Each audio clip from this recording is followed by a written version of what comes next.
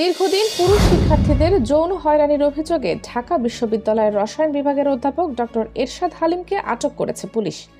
বৃহস্পতিবার 13 নভেম্বর রাত 11টার দিকে রাজধানীর শেওড়াপাড়ায় নিজ বাসা থেকে তাকে আটক করে মিরপুর মডেল থানা পুলিশ। বর্তমানে তাকে থানায় নিয়ে জিজ্ঞাসাবাদ করা হচ্ছে। ঢাবির প্রক্টর সহযোগী অধ্যাপক সাইফুদ্দিন আহমদ জানিয়েছেন, ডক্টর এরশাদ হালিমকে জিজ্ঞাসাবাদের জন্য থানায় নেওয়া হয়েছে। বিশ্ববিদ্যালয় প্রশাসন বিষয়টি সম্পর্কে অবগত।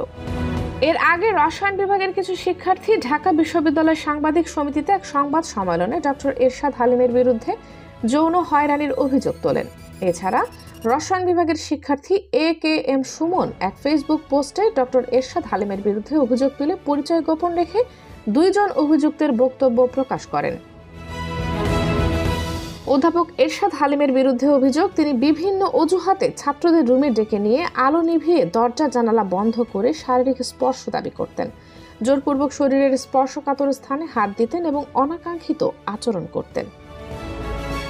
কানিজ Fatema Soma, national desk, 0 TV।